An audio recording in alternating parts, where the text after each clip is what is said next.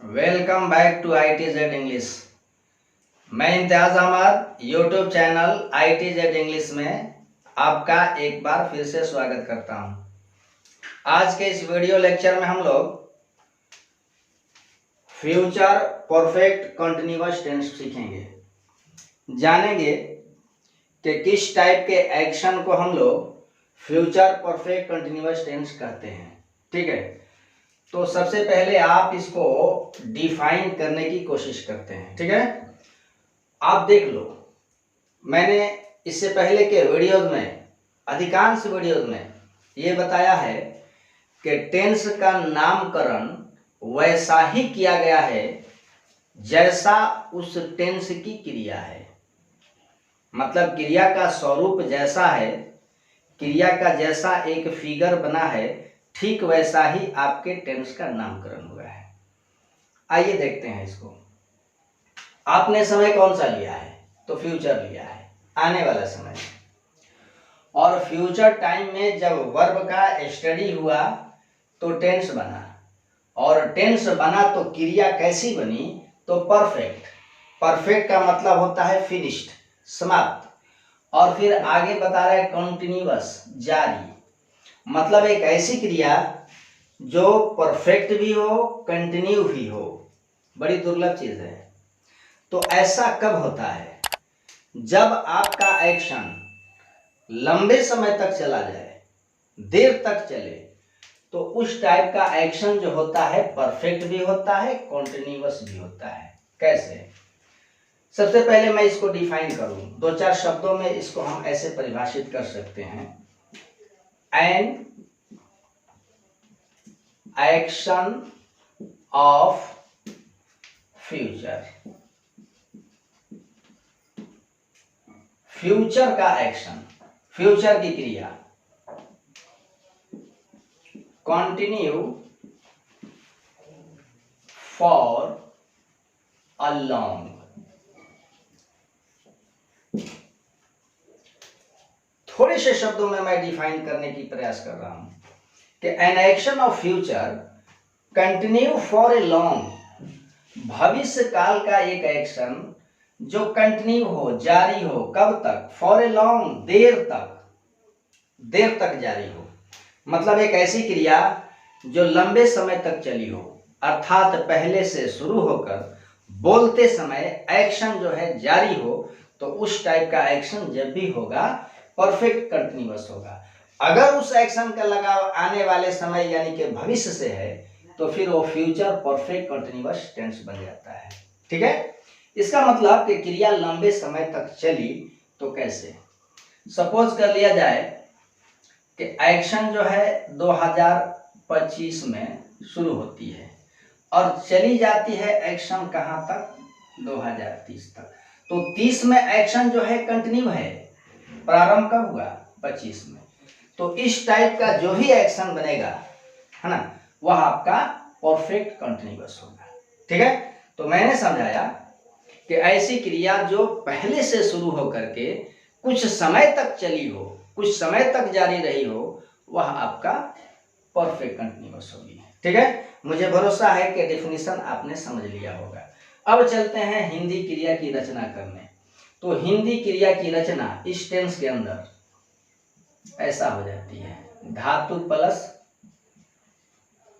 ता रहेगा, ती रहेगी,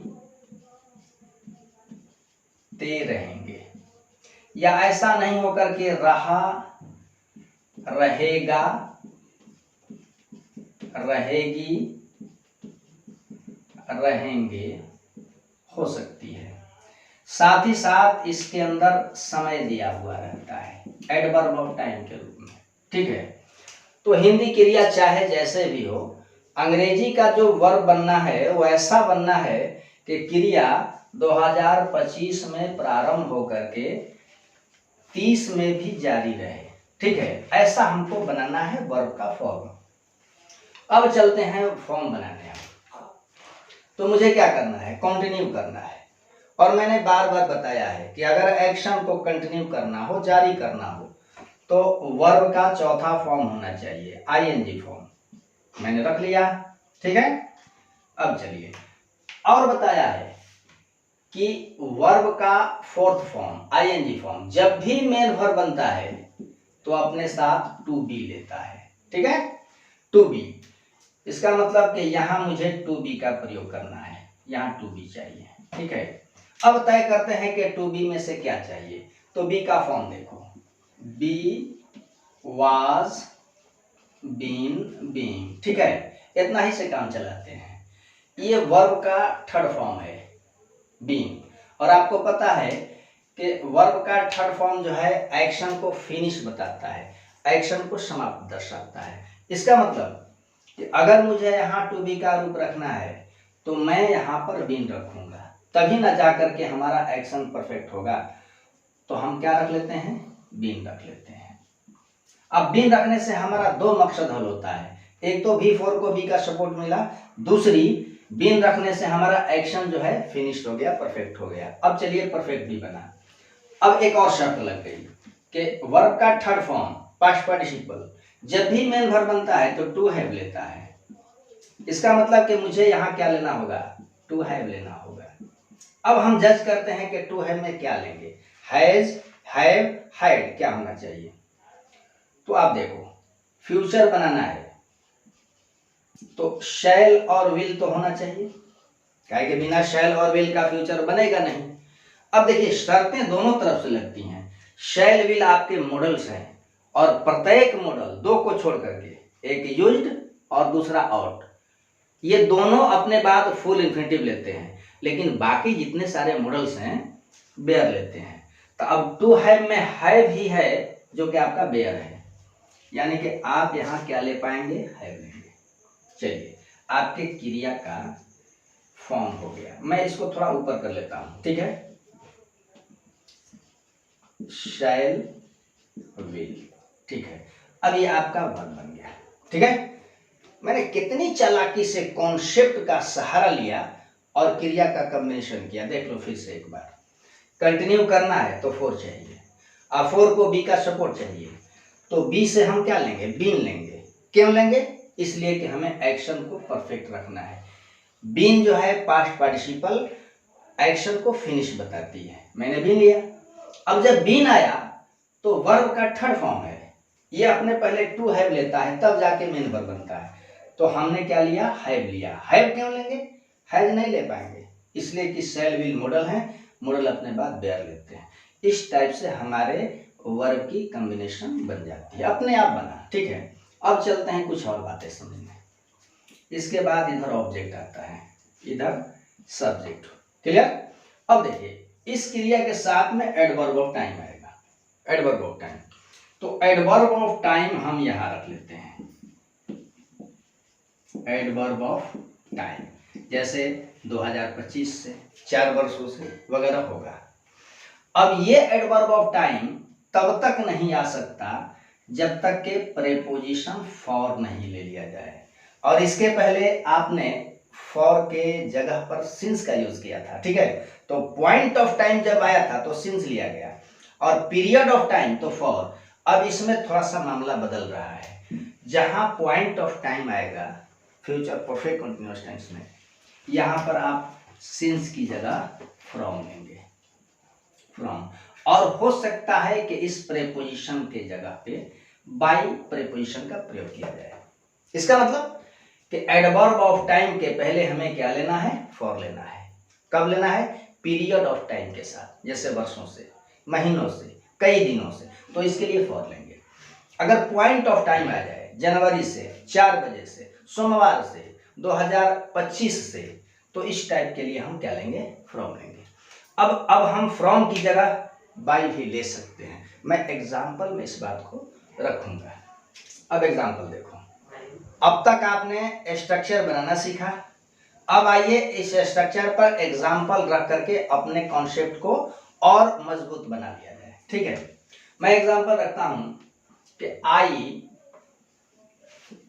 शैल हैव बीन टीचिंग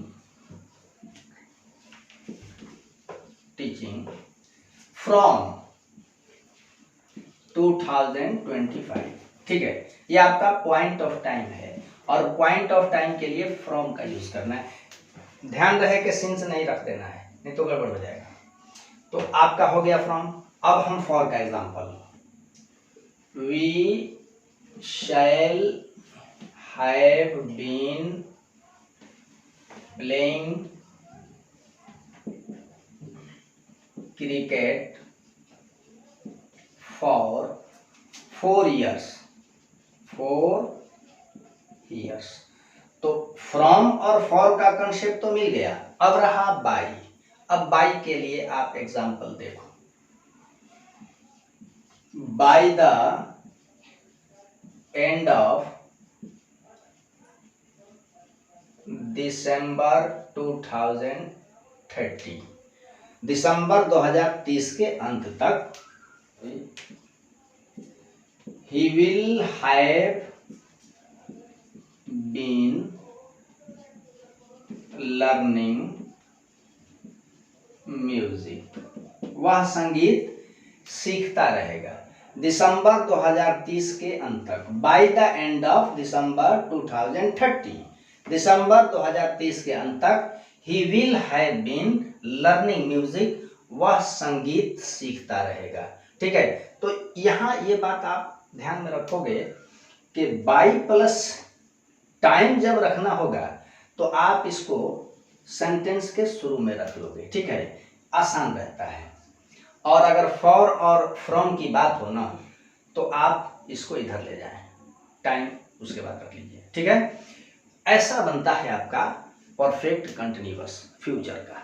ठीक है, मतलब मैंने अभी तक बता लिया कि भविष्य काल की ऐसी क्रिया जो लंबे समय तक चली हो। ठीक है, उसे हम फ्यूचर परफेक्ट कंटिन्यूअस टेंस कहेंगे। और इस टाइप से आपको वर्ब का कॉम्बिनेशन बनाना है ताकि आपका स्ट्रक्चर बन जाए। ठीक है, रट्टा नहीं मारना है। अब यहाँ रखिएगा कि पीरियड ऑफ टाइम है ना, जो समय निश्चित नहीं हो, जैसे कि वर्षों से, महीनों से, कई दिनों से, सप्ताहों से, तो इसके लिए आप फॉर का यूज करेंगे। और जहां आप सिंस यूज करते थे पहले पॉइंट ऑफ टाइम के साथ, जैसे 4 बजे से, प्रातः से, तो वहां फ्रॉम लेना है। लेकिन अगर एडवर्ब ऑफ टाइम आपको पहले रखना हो तो आप बाय का यूज कीजिए। By the end of December 2030 he will have been learning music. इस तरह से बना करता है आपका फ्यूचर परफेक्ट कंटिन्यूअस टेंस। मुझे पूरा भरोसा है, उम्मीद भी है कि आपने इसको अच्छी तरह से समझ लिया होगा। अगर वीडियो अच्छा लगे, आपको ज्ञान मिले, तो आप मुझे कमेंट करें, वीडियो को लाइक करें, शेयर करें। फिर मिलता हूं अगले वीडियो के साथ। तब तक के लिए खुदा हाफिज, अलविदा।